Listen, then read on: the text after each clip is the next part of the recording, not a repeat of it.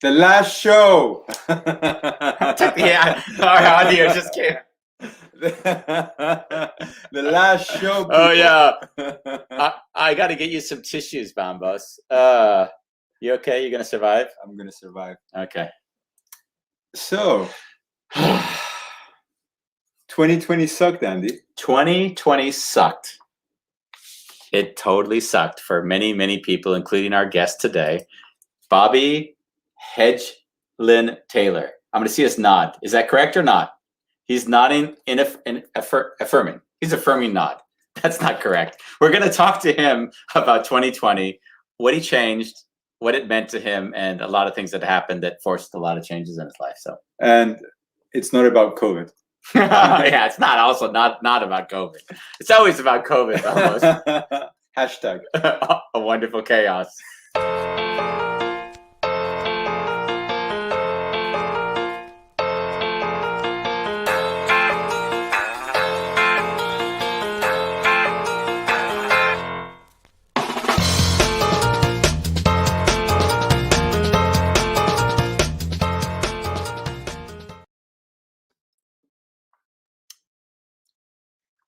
Did I ever tell you the story of this, like in Cyprus, yeah, my great-grandfather, when he was dying, he was lying in bed.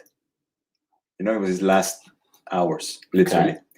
And, you know, they told me this, as the story goes, his skin was really thin. Okay. And he has a pulsation in his veins. He could see it. So as he's lying there and he's having his last breaths, the power of the senses is an amazing thing, Andy. Mm-hmm. In the kitchen, my great-grandmother was baking pie. Mm-hmm. And when he smelled it, because in Cyprus, all the houses are like, normally they're not 2 floors, it's 1 floor. Yeah. He started to get life in him and memories. It was his favorite pie. So all of a sudden, he gets out of bed and he starts somehow with the walking sticks. He makes it to the kitchen. And he saw sees the pie on the table. And as he's reaching out to get the pie, it's for your funeral. That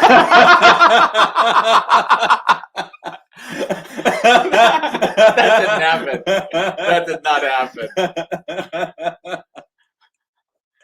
Hi, everyone. Last show. Who told you that joke, Ramos? It's a Cyprus joke, Andy. Oh, my. Last show, so I thought let's throw in one of my favorite jokes that never ceases to make me laugh. I think you're going to say gets old. I'm just messing with you. So today, Bobby's got some shit going on in his life. So I found Bobby when I was trolling Facebook. And what I liked about Bobby's story was that, like, he embraced how sucky 2020 was. And it was really sucky. His mom died, which obviously has a massive impact on one's life. Yeah. And he had a hip replacement, and he's a trapeze artist. He works on the circus. He's performing on stages around the world. Like, it's his whole identity of being this person performing, doing that life, and then the loss of his mom all in 1 year. And when I you know, and how fitting is it? Because although we haven't had the trauma in our lives regarding 2020, we have had major life decisions we've also made, which is why we have the big hiatus. I'm going to Spain, you're going to Cyprus, just to have a rediscovery of what life looks like. So it's fitting that this is today's show, even because of where we are in our own journeys. Yeah, definitely. Yeah. He also, we're going to get to, there's a lot of fun, interesting stuff. After I booked him on the show, he came out with a book, which I just saw it and I just thought, this is brilliant. It was a book called Shit My Mama Says. And his mama said some pretty wild shit. So I hope we're going to get some of the best quotes. I already know some of them. So, and amazingly, he happens to have been on CNN last week because he spent 6 hours getting home in New York in the floods that occurred. He couldn't get home. So he got interviewed in one of those typical interview scenarios. So he's being served one shit pie after the next. And he's doing stuff in the world. So I'd say we bring him on for our last show, our last guest. How does it feel, Bobby? All this pressure. If you're not Oh better my than all the God. other shows. I'm the pressure is real. Shit. And Yeah. now I'm like, what do I say? You thank you God for that forbid, wonderful. CNN was nothing compared to us. Oh my God, CNN. So I go through Wednesday night last week, and I leave my job for the evening, and I'm on the train, and then we get stuck between a platform, and then there's no reception, so I can't tell anybody I'm okay. We finally pull into the next station, and then it's literally raining inside the station, so the water's flooding down. I'm helping little old ladies out of the station. And then I'm stuck on the Upper East Side because Uber and Lyft they said no drivers available. Yellow cabs are running back and forth. And then you stop them and they're like, no, I'm not going to Queens. People are waving $100 bills and the yellow cabs are picking them up. And I was just like, I'm fucking stranded. What the hell do I do? And so I'm posting it on Twitter. I'm like, oh, great. Here I am stuck, blah, blah, blah, blah, blah. And CNN texts me and they're like, do you want to be interviewed on Friday morning? How does CNN know that they can text it? How do they get aware? They messaged me on Twitter. They found because I had hip replacement. Sometimes I take the elevator on 14th Street. Well, it's raining inside the elevator. So I had that video and they saw the video. So they were like, would you like to share your story? And I'm like, sure. So what do? They start with like 15 minutes of all the devastation in Louisiana. Yeah. And I'm sitting here I'm like a pissed off New Yorker. I spent 8 hours in the Upper East Side and couldn't get home. It's like, I was really, I thought I did well as far as like, steering the conversation back to, hey, we need to worry about the people who lost lives and homes and stuff. Yeah. I was inconvenienced for 8 hours. So, yeah. I mean, the videos were pretty amazing. Like when you saw like waterfall type water going into the subways of New York, like when you said you were caught between on the platform, did that mean you couldn't go up? What did it actually mean? The train was stuck between two stops. So you were literally like under the tunnel, a quarter mile in the tunnel, and there's no reception. So you were stuck in the ground in the train. I didn't know you were in the train. For how many hours was that? About 90 minutes. And then when we got to the next station, they told us to get out because the water was gushing in. And of course, trains are electric, so water and electricity go together really well. Wow. So they told us to get out, and I was like, okay, let's get out. And then what do we do? Literally thousands of people with umbrellas are huddled on the corner of 59th Street trying to find a way home. Wow. There was no shuttle. There was, oops, sorry, my alarm went off. There's no shuttle. There was no cabs. So I found a bar and had a few drinks. And then until they needed to send their staff home because they couldn't get home, then I found a diner and I had grilled cheese and soup until the sun came up. Wow. And then I finally got a lift for $104, which is normally a $20 lift. Wow. So, in the grand scheme of things, yeah, I was inconvenienced. We do need to remember that a lot of people, even in New York, there were 16 deaths in New York City because flooding in basement apartments, people couldn't get out. So wow. A lot of people drown in their basement apartment. So that did happen. So, where I was concerned, I got home. Yeah. After 8 hours of a commute, that's normally 90 minutes or an hour. I got home to my warm apartment and dry, and there's some people who didn't have anything. So I really feel like, I wanted to make sure that when they were interviewing me, I was steering it back to, hey, I was minorly inconvenienced for 8 hours. Oh, come on, Bobby. Let's own it. It was the worst night of your life. Come on. Trust me, I've had many more. No, there were many more drunken evenings of that I don't remember. In the last book I wrote, I wrote, and no, Bombos, the book isn't here. You can't hold it up. I wrote about a situation where I was on the California incline. A friend had told me I have to drink double my weight in grams in water, and I couldn't get off. So I pissed myself on the California incline going up. And I mean, when I said pissed, since I'd never drunk that much water in my life, I actually, I think that the puddle was just massive. So I always laugh because I found that in celebrating the things that appear to be miserable, I got a chapter of a book out of it. So yeah, it was an adventure. Let's put it that way. I survived it. It was an adventure. I've got a very important question for you before we go. Those glasses are some of the most fascinating things I've ever seen in my life. So what for those people who can't see and are watching, Bobby's got glasses on which flip downward, so Yes, you can they actually tilt. put them at 90-degree angles. Like, what's the purpose of those glasses? So, couple things. I can see you here because I'm farsighted. I can see things far away. I can't see close up. So Okay. it's like a bifocal. Plus, if you're reading in bed, you don't want to. You want to lean on this side, and you want to sleep and lean on your pillow.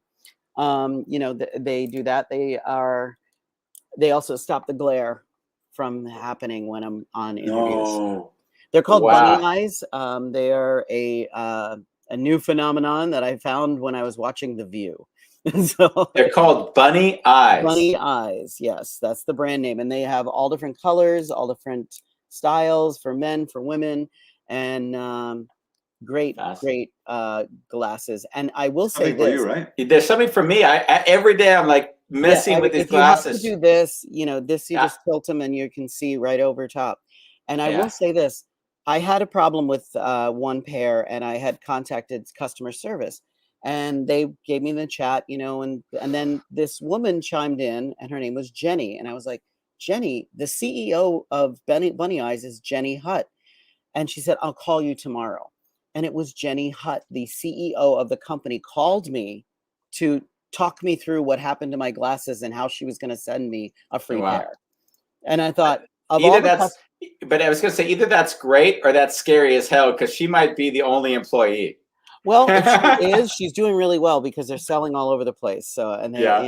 and I see them on TV all the time in different shows. So she's I got love to it. she got to be doing something right, So Bunny eyes. So Bunny yeah, eyes. I saw them, and they were pretty reasonably priced, and for readers, it's perfect for me, Yeah. and it's a perfect magnification for me, so I don't have to get actual prescription glasses. Wow. So yeah, so 2020 sucked balls. Yes. So I had just I got back into town. I was doing an event in San Francisco over New Year's Eve. I got back into town, and the first thing that happened, my mother went to the ER. She had fallen, and my mother was living in a nursing home for 5 years, so I had to go to the ER with her. I was, jet lagged, exhausted. Sat with her for 18 hours, and during the time there, I had my laptop open, and she would start sharing stories out of the blue. I was conceived on a beaver dam. My first words were "fucking reindeer." We had a trained pig named Lucky when I was growing up. And so there were all these like random stories that were coming back. And so I started writing them down because something said, it's time to start writing this shit down. And so fast forward, mom died of COVID, the beginning of the pandemic in March. I know we're not supposed to talk about COVID, but the beginning of March. March 21st, she passed. March 22nd, I woke up with COVID. So not only did mom had just passed, I had just done the funeral arrangements. And that was another like shit show because they weren't able to transport a body across state lines because they didn't know and all this other stuff. So are you an only child? So did all no, this? I have a brother. Okay. He's in Florida, but mom. Are you in contact with him? Yeah. We're in touch. We're not close. I mean, he's in Florida. I mean, exactly. What do you expect? I mean, we're exact opposites too, but it's totally others. So, rewind to about 5 years ago, I was supposed to have hip replacement in 2014 and 2014, 2015. So my doctor and my mom had just moved up here. I said, I can't recover from hip replacement while mom's in the nursing home. I can't be that far. I'm a mama's boy. And she also was dealing with dementia. She didn't understand things. So I was the buffer between her and the nursing staff. So whenever she would have one of her sayings pop up, I would just get a kick out of it, and I'd share it on social media with the hashtag "shit my mama says," and then it became this. All of her little sayings became this book. Now she loved her obscene hand gestures. Is that her? That is my mom. You made that picture on an iPhone? Yep, that's an iPhone picture, and it's the cover of my book. Can you flip through a few pages just so I can kind of see how you laid out the interior? Love it. Oh, nice. Very big, bold text. Yep. Each quote has its own page. That's one. Can you just give us like 5 of your favorites? I look like a 50-cent whore. Oh yeah. Mom asked me, "Did you bring my hairbrush?" I said, "Yes, Mom." She said, "Good. Now give it to me. I look like a 50-cent whore who was out all night."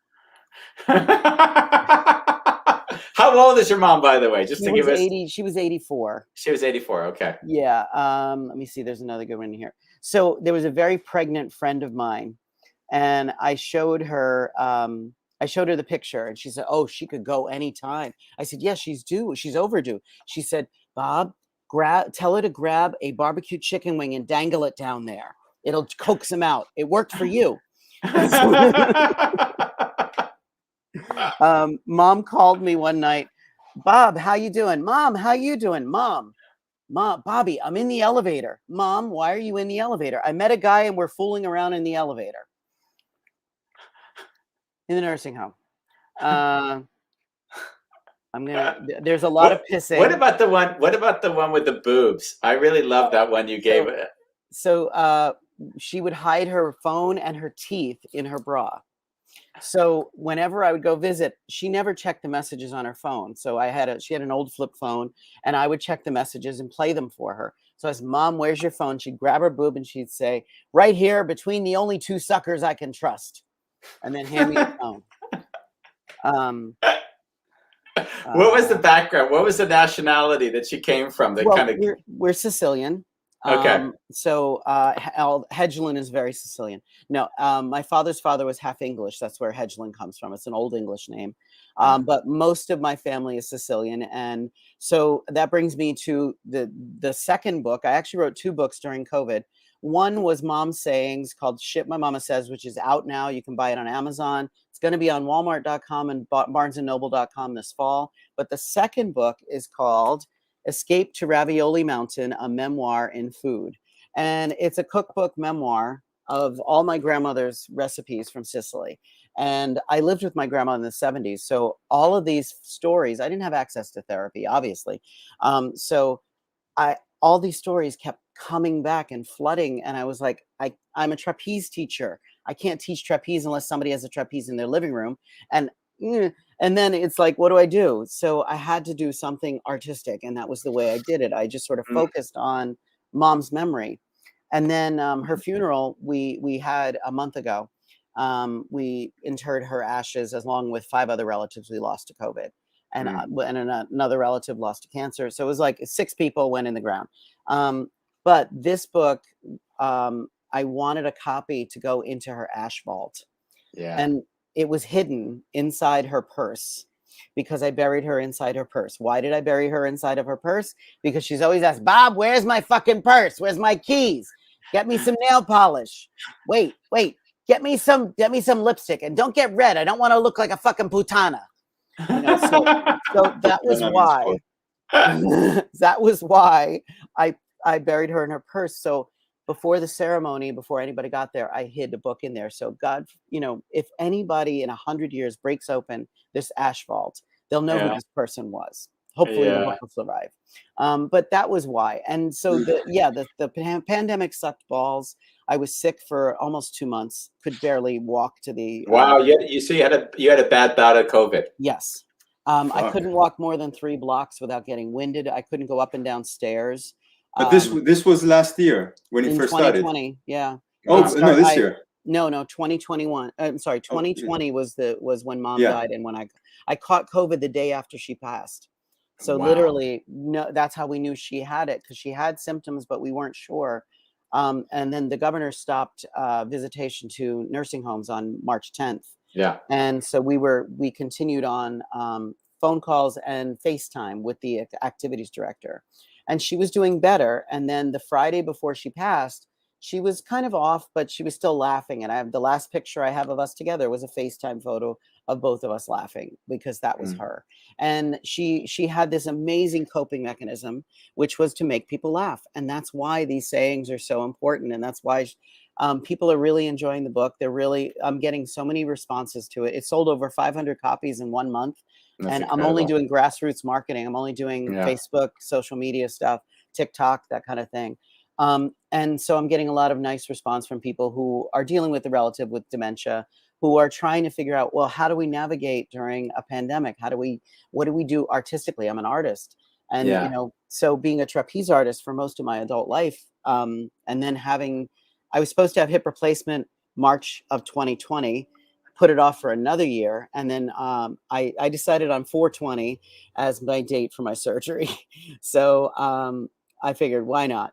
So then I'll never forget it. And so it was a little traumatic at first, but now I feel amazing. It was, probably the best thing I could ever do for myself, because I wasn't performing at the intensity that I was used to anyway. I'm in my 50s, so it's like you got to retire sometimes. So I don't mind now switching gears and, doing more fun stuff like writing this book, writing the cookbook, doing stand up. I do vocal impressions and things like that at open mic nights, and I'm working on a full 45-minute show. So there's like different ways I'm challenging myself artistically. And in a couple of podcasts ago, I've been on so many podcasts in the past year for the book. Someone called me the multi-hyphenated artist, and I said I'm going to use that because I mean I've done so many things successfully, and even during the pandemic, I was able to make money doing voiceovers. I did stand up on Zoom. I also I officiated 6 weddings because I'm a licensed officiant. Holla, thank you, new internet. And so there are so many ways that I got a chance to express artistically during the pandemic. And now I'm here. The book is doing well. It's helping people. It's out there. People are sending me like videos of them laughing hysterically drunk reading the book. And it's definitely a great drunk read. I will tell you that. It's a short book, but as the back says, it's the little book with a big heart. So so I'm really proud of it. And That's great. I'm proud of having Mom alive, and she's now in more countries than she's ever traveled to. So her words, people are buying the book in Australia, New Zealand, and the UK and Canada. So like there's 2 sides to it. There's the side where we can revel in the personality of Mom, because of course that type of personality type has a lot of charisma. Yeah. Where was that charisma not easy, if at all, in places for you? When she needed a diaper change. That face. You have never lived until you've had to shower and dress your mother. And, it was uncomfortable. You're taking care of the elderly. You're going to deal with some wacky shit. She did like her pull-up Depends. I will say that she always would leave me a message on the voicemail about bring me some more Depends. Oh, wait, I got to find that quote because it's very funny. Where is it?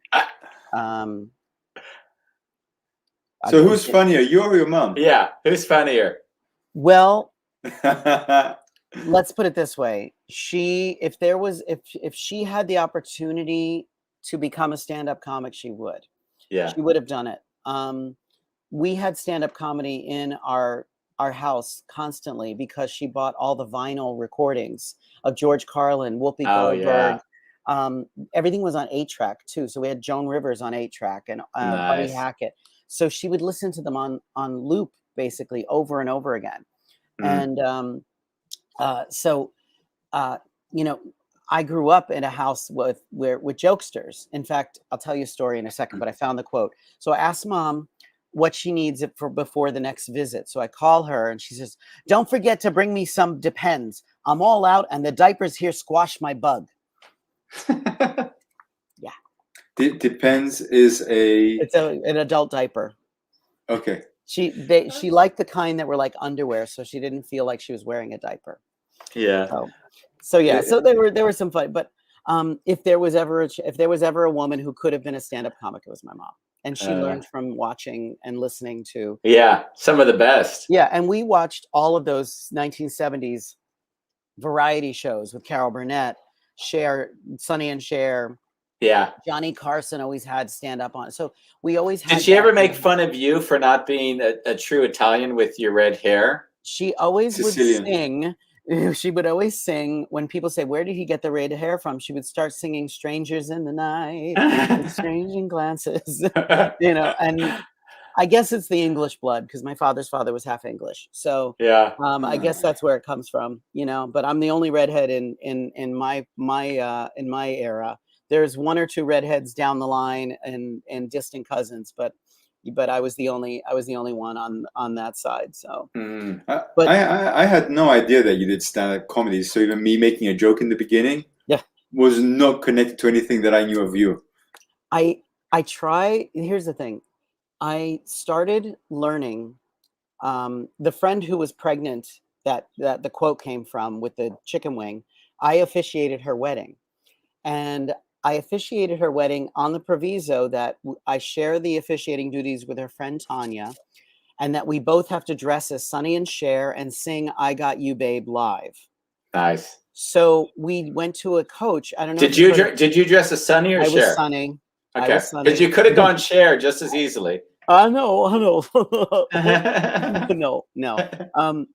Sonny's up here. He's all the way up here, and they say we don't know. You know. So we both went to a coach, and the coach was Christina Bianco.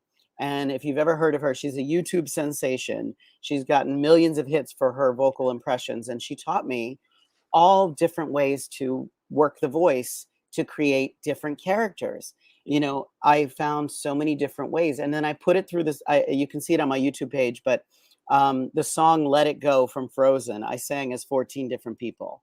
Oh, wow. Started with Eric Cartman from South Park, and then Kermit the Frog, Carol Channing, Eartha Kitt, Elvis Presley, Goofy, Tasmanian Devil. And then one of my favorite albums of all time I purchased when I was living in Australia, and it was 21 different versions of Stairway to Heaven. And all done by completely different artists in their styles, right? There's the Doors version, the B-52s version, like so every genre, the Beatles version of the same of that song, which is just a brilliant thing. There's a group called the Vitamin String Quartet, I think is the name, and they do a really amazing. It's four shit, I don't even remember the name. It's four instruments playing Stairway to Heaven, but it's like cello, violin, viola, and something else. And it was so yeah, that's really one of the best things I always say in the guitar stores. No playing Stairway to Heaven. My brother's a guitar player. My father was an excellent guitar player. My dad actually taught me how to hear music instead of read it. He taught me how to sing. He taught me how to play piano, but he taught my brother the guitar because he had more patience with my brother.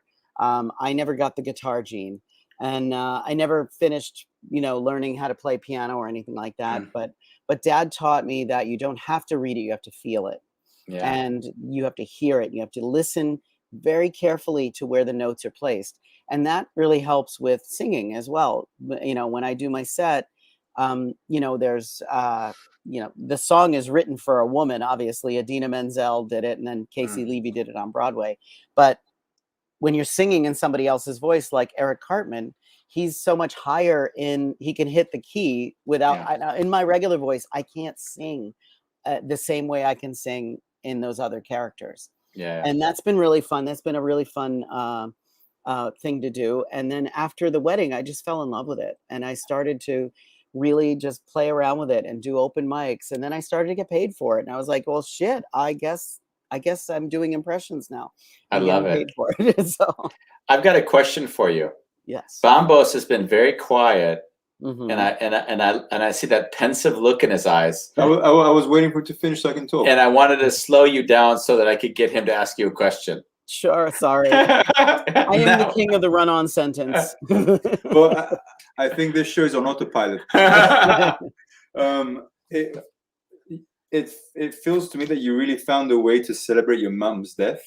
You're on the show right now, and there's this passion as you're speaking. Yeah. And the funny thing is, you both wrote a book, kind of using the book to give it a place. Yeah. It took him 10 years, but for you it was like 30 years. What do you 30 years. And for you was COVID kind of said you need to write a book. Well, the thing was, I was sharing her sayings on Facebook with the hashtag. So you do a search on that hashtag and you can pull every single one of them off. So a good friend of mine put them into a document for me. And then on the anniversary of her death, I was hit with the idea that I have to put this into a book, because the story, you know, like her quote on death, because I put that on the day she died. This was the quote that I put out because it was so appropriate. Mom on death. Bob, when you're dead, you're dead. If you can't afford to bury me, just stick a beef bone up my ass and let the coyotes drag me away. So that was the last shit my mama says I put on the internet. And a year later, it popped up as my, you know, they give you your, you know, like Your a year reminders. ago. And I said, she's telling me something. And that was when I wrote the intro in one day, but it was about 6 years of posts that made it into the book. Now, not all the quotes made it. Some of them didn't translate for a book. And other times, sometimes it was just some of them were sad. Were you I didn't worried? want the sad ones in there. Oh, really? Were you worried that they might be offended, by the way, at some of the things she was saying as well? I you know what? Fuck them all and save 6 for pallbearers. You know, I don't care if they were if anybody's offended by the fact that I memorialized my mother who was giving the finger to the world. You know, yeah, go listen to fucking Bill O'Reilly. Go fuck yourself. Exactly. You know, go listen to Tucker Carlson some more. No, I honestly don't have patience for that. Yeah, thank God. Was your relationship with your mother always good? Because no. So what was the case, and how did it improve? One of the reasons that I wrote Ravioli Mountain, because I lived with my grandmother in the 1970s.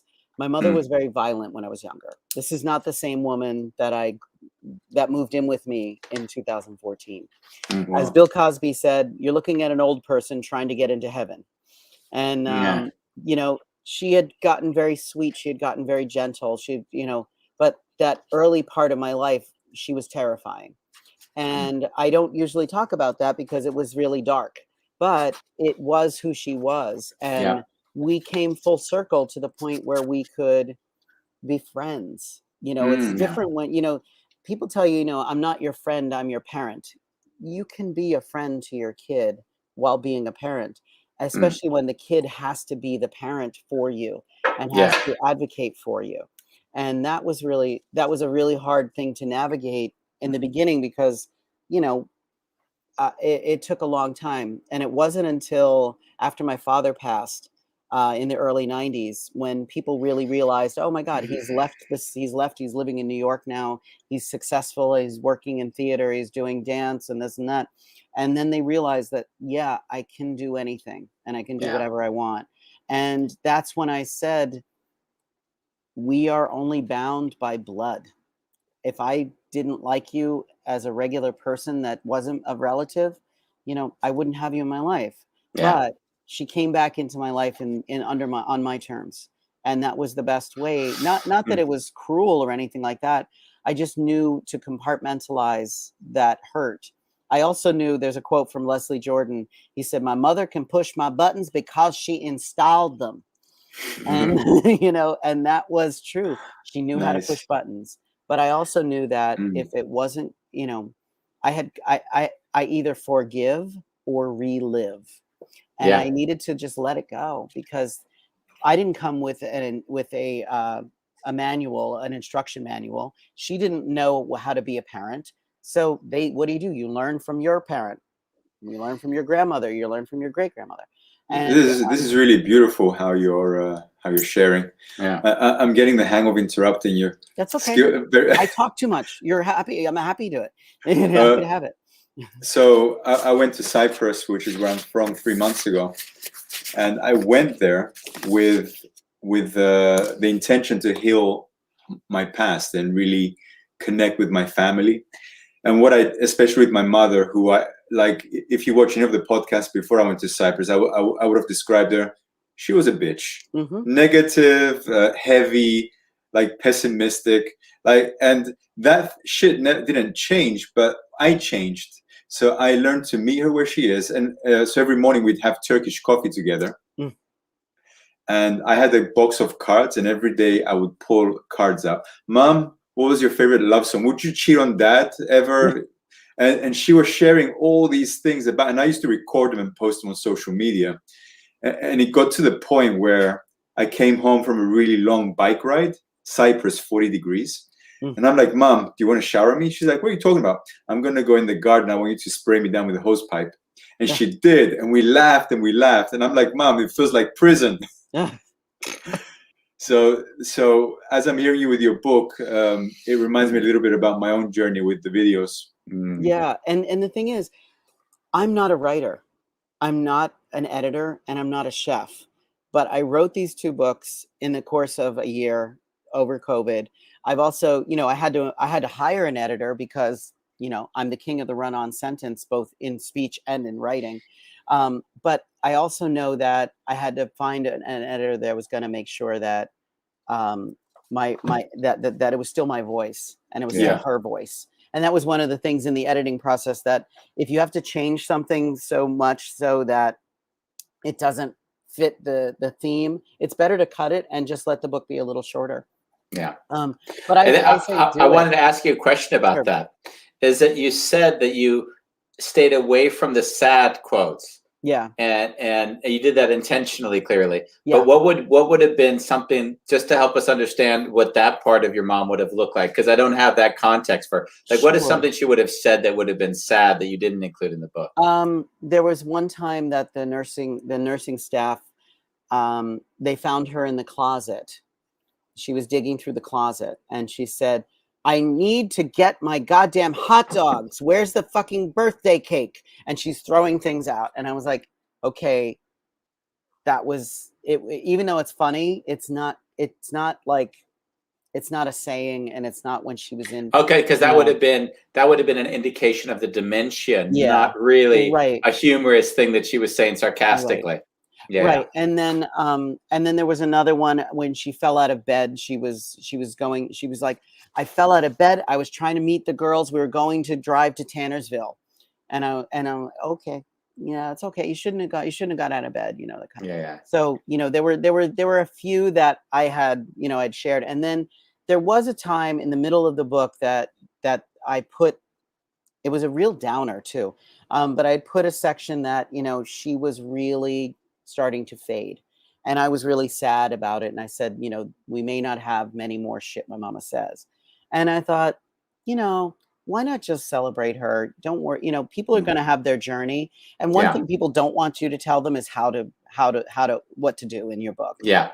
I'm not an expert in dementia, but I do know that there was many times where it was like waking up a sleepwalker. They tell you never wake up a sleepwalker. Yeah. So you have to live in her reality. And in her reality, my father and my grandmother were still alive.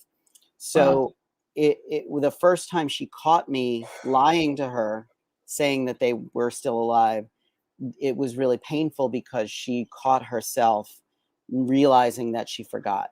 And that was really hard. And then the other part of that was, the next time she mentioned them, I was like, oh, grandma's still at the restaurant. She's working late tonight. She's going to come this weekend. And then she would just move on to the next story, and feel the smile would be there, and then I would just be like, okay, live in her reality for me, and then my brother and I were not close, but we weren't even speaking at the time she moved into the nursing home. But if she wanted to talk to him, I would call him on the phone, hand her the phone, and let her chat with him. And then they would have she would have the smile. She would be back to her normal self. She never wanted us to be at odds. And we're not. And again, that's another healing part. When you have relatives that you're not gelling with, there's no rule that says you have to be friendly with your relatives. Yeah. There's no rule that says you have to honor your relatives. They're people, just like people you meet on the street. I have closer friendships to people that are lifelong friends, closer than I am to my brother. Mm-hmm. But that doesn't mean that I don't love my brother. I still chat with him periodically. We have a connection, So we grew up in Chaos Corner, so this is really beautiful. Again, there was a time in my life where I was really struggling with my family, and he told me, all you need to know that there's certain individuals on this planet who have a label mom, brother, sister, and they're just fucking labels. It's just another fucking person living and like behaving in certain ways, and you get to interact with them any way you want. The moment you attach to them, that's where you're in trouble. Yep. I was raised Roman Catholic, but I became a Buddhist. And one of the things about the Buddhist religion is about attachment. And removing attachment is the most incredible thing I could ever have done in my life, because it brings the power back to you. You get to choose who you bring into your life and how. And you get to share what you want with them. You don't need to share anything personal. You can, it's a way to compartmentalize people. Yes, I get that. But as my one friend said, yes, it's your brother, but you're only bound by blood. You share the same blood. That's it. You share the same legacy. You share the same family history. Does not mean you have to be, open arms and, forgive everything. My brother's a good person, and there's a lot of wisdom in you. Like from like I thought this show was going to be like sad, sacky, and tragedy. Really? Then you went into the humor. Well, the title, like. Oh, you froze. And then we went into the humor, and now we're going into the wisdom. Like there's three layers of very being multi-hyphenated. I feel like I've lived several lives.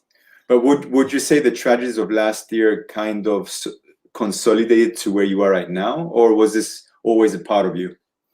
It was a gradual process, but I think there were a lot of light bulb moments over the head that happened.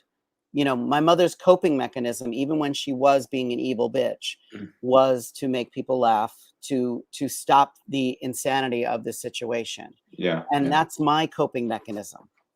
When I'm in a tense situation, I crack jokes, that kind of, or try to lighten the humor. The one thing, like I was doing a show, we have a variety show here once a month on a Monday night. And the MC was doing a juggling act with snifters filled with Hennessy, and he dropped one, so the entire stage was covered with liquor. So they're sweeping it up, they mop it up, and then they introduced me, and I walk out, and the first thing that came to my mind, and he said, "I'm sorry, Bobby, sorry about the mess," and I said, "Smells like home," and brought the house down. First laugh, and I was like, okay, I got them. And then and then that, just being able to let the audience know that they have permission to laugh. And I think that I'm not saying death is funny. I'm not saying that COVID is funny. I'm not saying death is traumatic, no matter how you experience it, but it's how you process it and how you follow through and finding the best of those people that's made my life with death easier. Because I lost a total of 6 relatives. We basically laid to rest an entire generation. My mother, her 2 sisters, and their husbands. Wow. And then my cousin Donna died of cancer in June. So that's the memorial service we had last month was for those 6. But before that, I lost 21 friends to COVID through the whole year. So there's the sad part. We weren't supposed to talk about COVID, sorry. But you have to be able to take the best of those people, take the best and leave the rest, because you're only going to keep reminding your body of the sadness. And with Mom, I could not be happier that I had enough space in my head to say, no, people need to read this. People need to see this. They need to read it. If you're going through issues with dementia, or a relative or a family member or a husband or a wife, just have a few moments to laugh, Yeah. And there was something else I wanted to get back to, something that you mentioned, which I thought was also sweet. And that I had an aunt that I was very close to, that died, I guess it was 2 or 3 years ago now, from Alzheimer's. And I noticed, and I was curious when you said that you gave the phone so your mom could talk to your brother. I would often call my aunt, who had a caretaker there, and we would spend about a half hour on the phone. And I'm quite sure she didn't know who I was, but she had no issue talking for half an hour. Yeah. And what I would always do was just always tell her I loved her, and kind of affirmations, and always talk in very like loving and thoughtful ways. And then and it was interesting, because I'm sure, like, when she hung up the phone, if someone next to her asked her, "Who did you just talk to?" she'd say, "I have no clue." But it was, and then once someone asked me, then why do you call her? And I thought that was like the most idiotic question to ask me, because like, do I need her to remember the call, or if I just give her love and let her feel that for that portion of the day, isn't that enough? You know, that's the way my mind, because I'm almost thinking, you know, why think about anything anyways? It's all such nonsense. Just to have these beautiful moments, that's enough. Yeah. Yeah, and you know what? There was one time when Mom didn't know me. Only one time she called me Andrew. I don't know why. I don't know who Andrew is, but you know, I hope he's a nice guy. But she called, you know, so there was only one time that she forgot me. But then we had one of my cousins had passed away, and Mom said to me, "Oh my God, your cousin Angelina's working here." And I said, "No, Angelina's not." And in my head, I'm like, "Oh, that's great. Oh my God, hi Angelina." And it was one of the activities directors who resembled her. And for that moment, I was like, she's remembering Angelina. So let her. You know, it's like, don't interrupt them. You know, that one of my other favorite quotes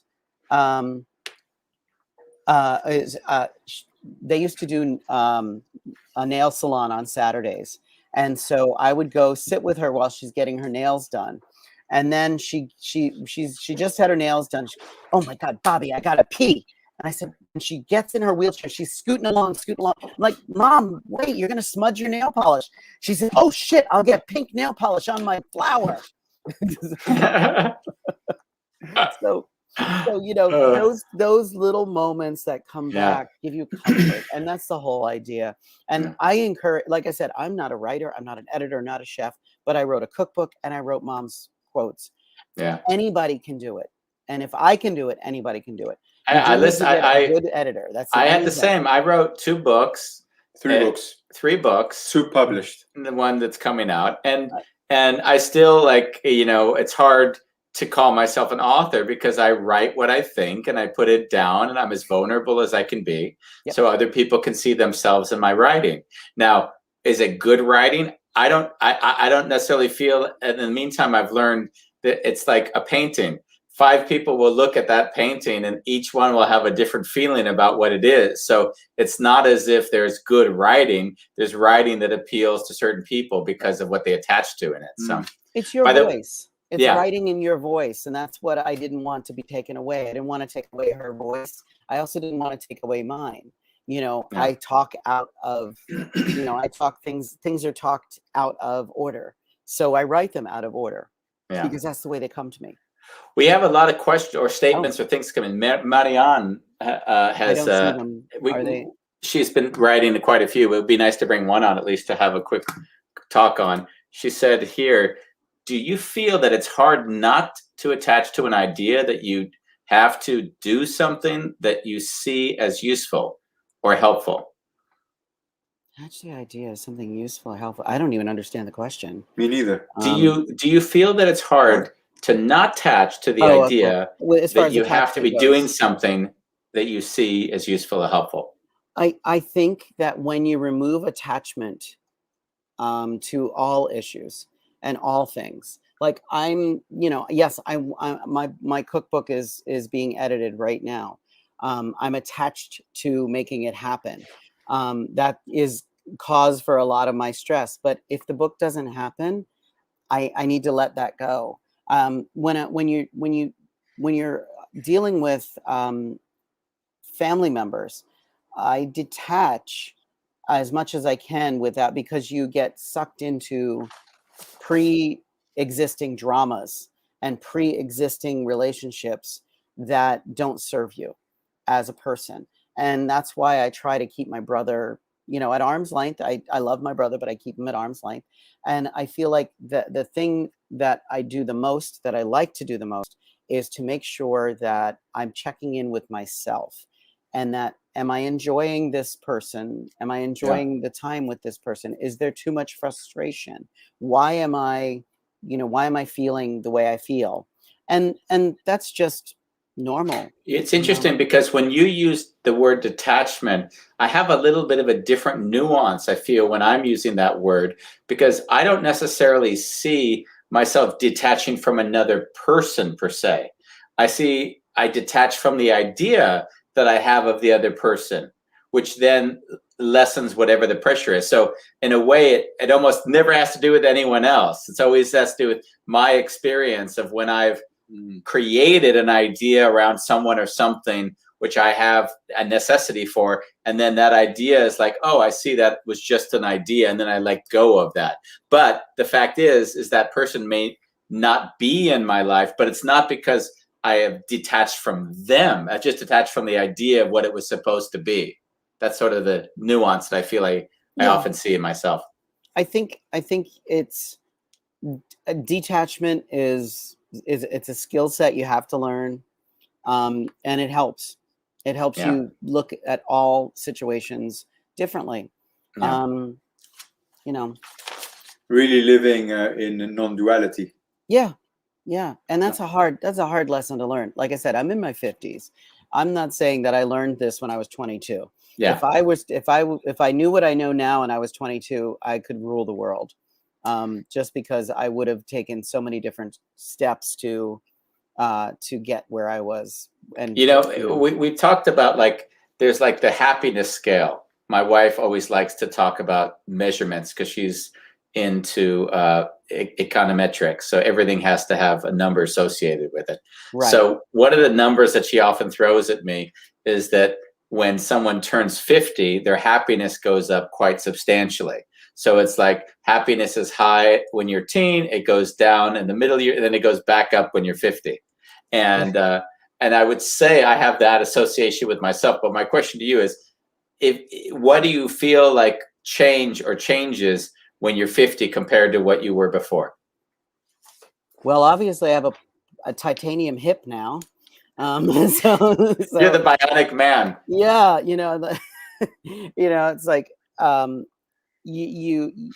you're the things that were important to me when I was 22 are not important to me now. The things that are important to me now, I probably didn't even think of when I was 22 because I had blinders on. I wanted to come to New York. I wanted to be an actor. I wanted to, do the thing, live the dream. Exactly. Yeah. And, I had been coming to New York since I was a child. So, because Pennsylvania, where I'm from in Pennsylvania, I was only an hour and a half from the city. So we would travel to and from. We'd go to the Museum of Natural History. We'd go see Broadway shows. My cousins in New Jersey, and they would take me to Broadway shows all through the 1970s. So I got to see some amazing concerts because of that, And ironically, my first concert was seeing the Village People at Madison Square Garden. No way. Yep, 1979. And my last performance that I ever did was on stage at Madison Square Garden with the band Fish on New Year's Eve. So it was like, I'm at peace with knowing that my very last performance as an acrobat was in a Fish concert at Madison Square Garden, touching the ceiling of Madison Square Garden, flying 75 feet in the air. So that kind of stuff was, you can't buy that kind of excitement. And I'm so, I'm grateful that was where the path went. Wow. I did see, do you feel that your mama still communicates with you? I see that. Yeah. I will say this. There are times when, when mom passed, it took about 6 weeks to get her ashes back because the crematorium and the funeral home were backed up. So when they brought her ashes, I grabbed them, walked up the stairs, put them into a cabinet, closed it, and did not look at them for an entire year. During that year, my mother had a very interesting way of belching. And in the middle of the night, I got up to go to the restroom and I thought I heard her belch. So if that's her calling from the other side, that would be the signal that she would be sending me from the other side. Something you'd recognize. But I have a feeling that she's with my dad and they're driving somewhere in Tennessee. They're probably at the Grand Ole Opry, or in Cherokee, North Carolina was a vacation spot that they loved. So, there's that, I feel like right after, if you see a cardinal, that's sort of like a sign. So I had a pair of cardinals sitting on my windowsill all winter long. I was feeding them. So I kind of took that as a sign that she's with dad. and she's Yeah. okay. And it's not that like if there was the right, it's not that I believe in spiritualism as much as I believe in there is an afterlife. All of this is a shell where our spirit goes somewhere. Where it goes, I have no idea. But I feel like, if anybody wanted to communicate with me, it would be Mom, and it would be a belch or a fart. Honestly, Yeah. that would be, so Bolalong in South Africa. We can't, oh, wow. For our last show, we can't leave Bolalong out of, he could ask the worst question in the world. We'd still have to put him on. I think he's been on all two. I think he's missed 2 shows. He's missed 2 shows from 278. So he's one of our, he's on the couch with us every day pretty much. So. Oh, that's awesome. He asks, are you going to return to performing on the trapeze? So I'm looking for a picture here real quick. I'm going to show you. So I obviously can't go back on the trapeze with the hip replacement. The G-forces of the swing of a trapeze just pull the joint out. Oh, ugh. So that's not good. No. But I can still do a back balance on a low trapeze. That's my studio. Okay. So I'm able to balance on my tailbone. I'm able to do small poses right now. It's only been 4 months since my surgery. Oh, wow. So as of right now, I'm taking it very slow, but I'm working on a new musical coming to Broadway next year, and it's called Super You, and it's about female superheroes. So I'm designing the aerial for one of the superheroes. And I love it. The music is incredible. You need to follow them on Instagram and TikTok because they send music to fans and they have the fans singing the songs already. Beautiful. Wow. And I've been on the project for about 10 years as an aerial circus designer. And it's been gone through several changes, but the music has always remained the main thing that is so incredible about the show. But it's so powerful. It's female empowering, but it's human empowering. It's about a young artist who gets into a lousy relationship, but she creates these superheroes that are all part of her, and they help her get out of the relationship. So that's the grand scheme of it. But it's the heart of it is about loving yourself. And if what is the name again? It's called Super You. And if Super you go to superyoumusical.com or follow them on Instagram at Super You Musical, I think it is, or at Super You. And then I believe they're on TikTok as well. They have a very active TikTok. But that's been really like that kind of focus is now design. I always say that midair is my canvas and the human body is my paintbrush. So I get to tell the stories through midair. And I can still do that.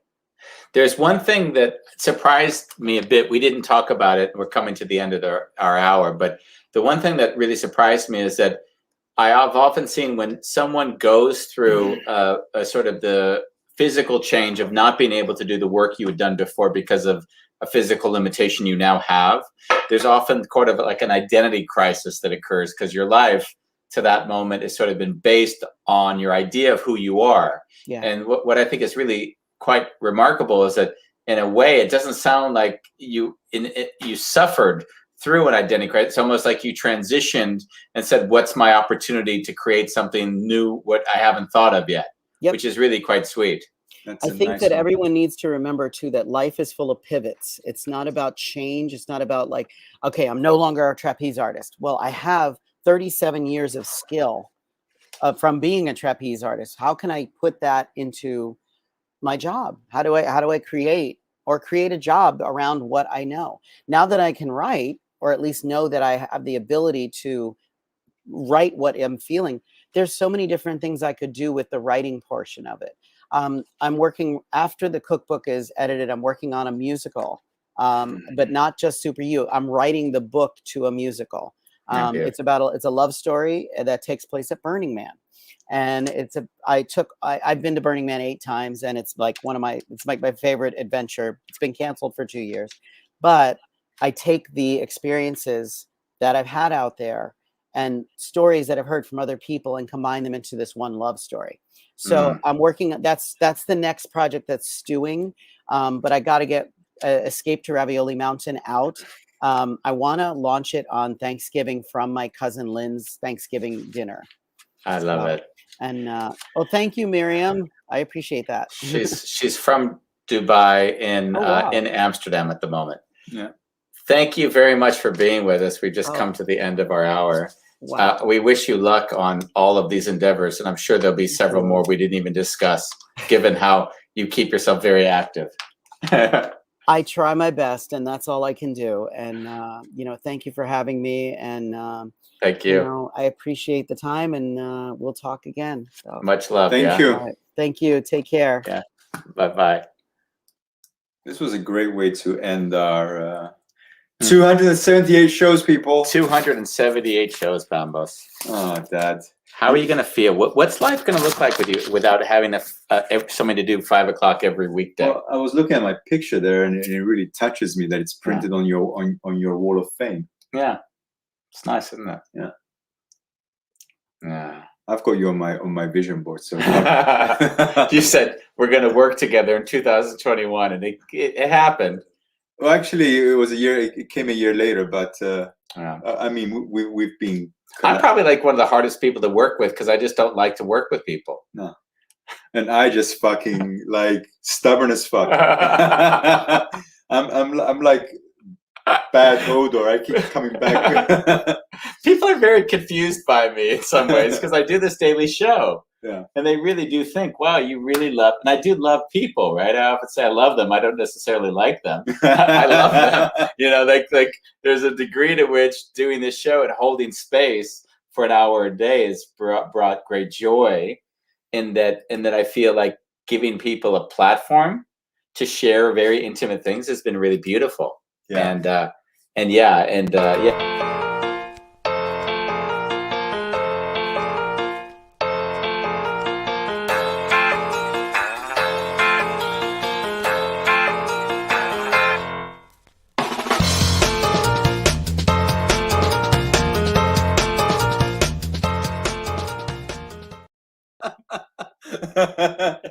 Scaring you. Hilarious. That was a little practical joke. I love it. Yeah. Interrupting Andy when he's in flow. So tomorrow morning, Andy's jumping on a plane, going to Spain to his... Leaving on a jet plane. To his farm. To my farm. 2 acres, 100 olive trees, an orange, lemon grove, and all those fruits that I'll be growing. And I will be doing photo shoots in Amsterdam until I leave and I go to Cyprus. Yes. So we have all that to look forward to. And we will come back, I believe. We haven't said for sure because we don't want to be dishonest about our futures. But I mean, I do see a future, but not now. You? Yeah, exactly. So you might not come back, though. I don't know yet.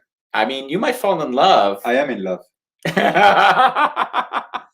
You might let that love keep you there then. I don't know. Maybe that love comes over. Now I want to stay on. Now I want to. We will see you sometime. When that is, we do not 2023, people. What do you mean 2022? We will see you sometime on A Wonderful Chaos.